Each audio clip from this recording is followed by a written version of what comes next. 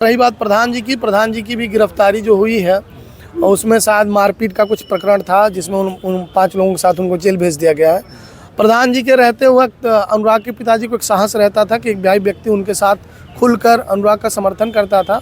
अब उनको जेल जाने से अनुराग के पिताजी अकेले हैं, लेकिन मैं आपके चैनल के माध्यम से ये आश्वस्त कर देना चाहता हूँ कि अनुराग के पिताजी बिल्कुल ना घबराएं। अनुराग के पिताजी को न्याय मिलेगा। अनुराग की आत्मा जो अभी भी इस तरह से परेशान होगी कि जिस ज़मीन को लेकर हमारी हत्या हो गई, अभी भी उस ज़मीन पे वो लोग वहाँ पर। दोस्तों नमस्कार, हमारी मौजूदगी इस समय जौनपुर के इस कलेक्ट्रेट में है, कोर्ट में, जहां पर आप लोग जानते हैं कि 4 महीने से प्लस हो गए, यानी 28 तारीख को 5 महीने पूरे हो जाएंगे अनुराग हत्याकांड को। मां के सामने ही उस बच्चे का जो ताइक्वांडो खिलाड़ी था गला उतार दिया जाता है और उनके पिताजी जो है बराबर इस कोर्ट का चक्कर लगा रहे हैं। और बहुत अच्छी चीज़ है कि हमारे देशवासियों को अब भी इंतज़ार है कि आखिर में कब अनुराग को न्याय मिलेगा। और हर तारीख को, जो 19 तारीख का डेट पड़ा था, इंतज़ार करते हैं लोग चैनल के माध्यम से देखने का। देश विदेश से भी लोग देखते हैं कि अनुराग को अभी क्या हुआ इस केस के मैटर में। हाँ चलो तो। और हमारे बीच में जो है वकील साहब हैं, हम इनसे थोड़ा जानने का प्रयास करेंगे कि आज जो है क्या हुआ। सबसे पहले आपका स्वागत है, अपना परिचय बताएं। जी नमस्कार, मैं एडवोकेट शैलेंद्र यादव, कलेक्ट्रेट कचहरी जौनपुर। जी ये अनुराग केस में आज क्या कुछ हुआ? जी अनुराग केस आज लगा हुआ था, लेकिन तहसीलदार महोदय आवश्यक कार्य से क्षेत्र में होने के कारण पत्रावली आज सुनवाई नहीं हो पाई है, तो उसमें एक नई डेट 24 मार्च की लग गई है और 24 मार्च को संभवतः अगर कोर्ट बैठती है तो सुनवाई होगी। जी। तो उसमें मतलब व्यवधान आ जाते हैं बराबर, ऐसे करते करते 5 महीने हो गए। इसमें क्या कुछ लग रहा है कि कितने दिनों में ये अनुराग का जो है केस फाइनल हो जाए? देखिए, बहुत जल्द अनुराग का केस लगभग कंप्लीट ही होने वाला है, क्योंकि पत्रावली जिरह के स्टेज पे है और जिरह चल भी रही है। लेकिन अब शेष जिरह जो होनी है वो 24 तारीख को हम लोग किसी भी तरीके से, अगर तहसीलदार साहब बैठ जाते हैं, कोर्ट बैठती है, तो हम लोग निवेदन करके उस दिन जिरह को समाप्त करा के अगली प्रोसीडिंग में लगवा देंगे। अब संभवतः अनुराग के प्रकरण में जल्द ही सुनवाई पूरी हो जाएगी और जो एक ऐतिहासिक फैसला तहसीलदार कोर्ट से आना है वो भी बहुत जल्द आने वाला है। आपने बताया कि 24 तारीख को एक बहुत ही बड़ा फैसला होगा। अब तक क्या मतलब 4 महीने हो गए, 5 महीने पूरे होने, अब तक कितनी प्रक्रिया हो पाई जो है कोर्ट से? देखिए, कोर्ट से लगभग प्रोसीडिंग पूरी हो चुकी है। जिसका मकान है उस ज़मीन में, उसी का शायद जिरह चल रहा हुआ है और उसी जिरह में पत्रावली अभी लगी हुई है, क्योंकि कोर्ट कभी भी किसी को भी डिस्पोजेस करने से पहले उसको समुचित अवसर सुनवाई का प्रदान करती है। और कोर्ट का तरीका भी है, हमारे संविधान में है कि किसी भी व्यक्ति को आप पर्याप्त सुनवाई का अवसर प्रदान करें। चूँकि अनुराग हत्याकांड एक बहुत जघन्य अपराध का मामला रहा और जिस ज़मीन को लेकर उस व्यक्ति की निर्मम हत्या कर दी गई, जो आप सारे लोग जानते हैं कि वो एक बहुत ही कुशल एथलीट भी रहा, एक बढ़िया खिलाड़ी था ताइक्वांडो का, जिसने तमाम मेडल को भी जीता था। उसके पिताजी, आप ही के चैनल पे हम लोगों ने देख रखा है कि उन्होंने उस मेडल को भी दिखाया था। जी। निश्चित तौर पे जनपद जौनपुर ने एक ऐतिहासिक एथलीट खिलाड़ी को खो दिया है और उसकी कमी तो अब पूरी नहीं हो पाएगी। जल्द ही हम लोग यहाँ पर जो मुकदमा चल रहा है उसको सुनवाई करा के और मकान को डिमोलिश करवा के अनुराग की आत्मा को शांति प्रदान कराने का काम करेंगे। जी।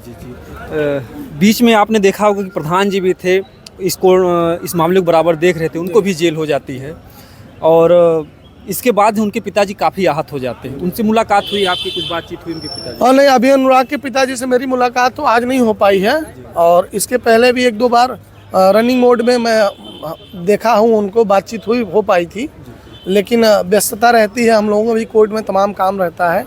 लेकिन रही बात प्रधान जी की भी गिरफ्तारी जो हुई है और उसमें शायद मारपीट का कुछ प्रकरण था जिसमें उन 5 लोगों के साथ उनको जेल भेज दिया गया है। प्रधान जी के रहते वक्त अनुराग के पिताजी को एक साहस रहता था कि एक भाई व्यक्ति उनके साथ खुलकर अनुराग का समर्थन करता था।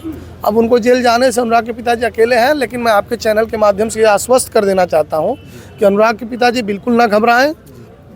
अनुराग के पिताजी को न्याय मिलेगा। अनुराग की आत्मा जो अभी भी इस तरह से परेशान होगी कि जिस ज़मीन को लेकर हमारी हत्या हो गई, अभी भी उस ज़मीन पे वो लोग, वहाँ पर उनका मकान खड़ा हुआ है, वो जल्द ही धराशायी होगा। और इसको तहसीलदार महोदय जल्द ही सुनवाई करेंगे, और सुनवाई करने के बाद हम लोग उनसे निवेदन करेंगे कि इसको डे बाय डे लगाकर जल्द से जल्द डिस्पोज कर दिया जाए। जी, आप लोग भी चाह रहे हैं कि जल्द से जल्द हो जाए, और जो मतलब ऐसा आपने भी देखा जौनपुर में कि अनुराग के बाद भी जो है राजेश यादव का गला काट दिया गया, उसके बाद भी कम से कम 10 से 15 मर्डर हो जाते हैं। तो ऐसे मतलब कैसे जो है मतलब 4 महीने 5 महीने अनुराग को न्याय नहीं मिला, तो कैसे आम व्यक्ति को न्याय मिल पाएगा? देखिए, हत्या होना और ये अपराध की घटना कारित होना, तो ये तो प्रशासन की लापरवाही है, प्रशासन का फेलियर है कि प्रशासन मुस्तैद नहीं है। हत्यारे खुलेआम घूम रहे हैं। हर व्यक्ति, आप भी मीडिया से हैं, आपको भी ये महसूस होता होगा कि सुबह निकले हैं, शाम को घर पहुंचेंगे सुरक्षित की नहीं। बिल्कुल, जौनपुर में ही आपके जो है एक आशुतोष जी थे, उनको जो है सरे बीच चौराहे पर गोली मार दिया जाता है अभी कुछ दिन पहले। तो हम लोग भी वास्तव में अगर देखा जाए तो गाड़ी से चलते हैं तो ये पता नहीं चलता किधर से कब गोली आ जाए। जी, निश्चित तौर पे, और ये दुखद भी है। सरकार का फेलियर है, प्रशासन का फेलियर है। हमारे जिला प्रशासन को चाहिए कि इतनी चुस्त मुस्तैद व्यवस्था रखें कि किसी व्यक्ति के अंदर इस तरह का भय ना आने पाए कि वो घर से निकल रहा है, हो सकता है वो आखिरी सफ़र ना हो जाए उसका।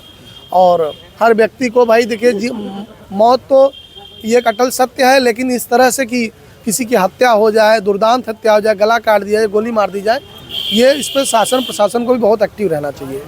साहब, आप एक बात ये भी जानते होंगे कि देर से मिला हुआ न्याय भी न्याय के अंतर्गत नहीं आता। जब निर्भया हत्याकांड होता है तो उसकी मां लड़ते लड़ते उसको 8 साल लग जाते हैं। इस पे आपका क्या कहना है कि व्यक्ति कहने के लिए मजबूर हो जाता है यार अपने देश का ही कानून अंधा है? अब देखिए, कानून हमारा इतना, हमारा भारत का संविधान और हमारे भारत का कानून जो है बहुत विशाल है, विशालतम कानून है। हमारे देश की व्यवस्था में ये स्पष्ट लिखा गया कानून में कि अपराधी को भी अपना अपराध और अपना बचाव करने का समुचित अवसर दिया जाए।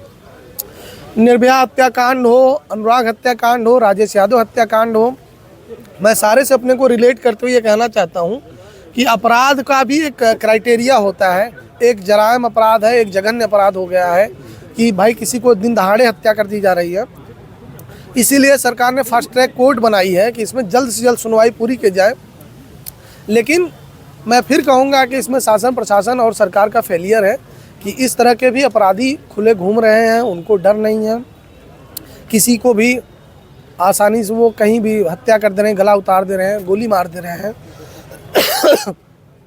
अभी एक रिसेंटली आप देखे होंगे, शाहगंज के मीडिया के साथी थे, उनकी भी हत्या हो गई थी। जी। तो अब बड़ा आदमी अंदर से अपने आप को अनकम्फर्ट महसूस कर रहा है, डर महसूस कर रहा है कि भाई हम ही हैं। रेगुलर मीडिया हमारे पास आते रहती है, ऑब्जर्व करती है, तो एक ये रहता है कि भाई चलिए मैं अनुराग के लिए लड़ रहा हूँ, अनुराग की मदद करना चाहता हूँ।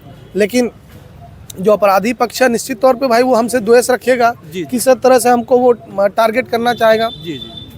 लेकिन अब जो है सो है, हम अधिवक्ता हैं, मेरा दायित्व है, हम उसको निर्वहन करेंगे जब तक हमारी सांस है। हम अनुराग के लिए जितनी हमारे पास व्यवस्था है सबको लगा के उसको न्याय दिलाने का पूरा प्रयास करेंगे। बहुत बहुत धन्यवाद आपको। जैसा इन्होंने कहा कि वास्तव में जो है इस मामले से लोगों में इतनी दहशत है, हर किसी को थोड़ा बहुत डर भय है। प्रधान जी भी ऐसे करते करते जेल चले गए, तो कहीं न कहीं से बहुत दुखद बात है। और हम चाहेंगे कि जो शासन प्रशासन के लोग जो लापरवाही ना करें, नहीं तो आए दिन लोगों की जान जाती रहेगी। अगर देखा जाए तो जौनपुर जिला में सबसे ज़्यादा क्राइम हो रहा है उत्तर प्रदेश। निश्चित।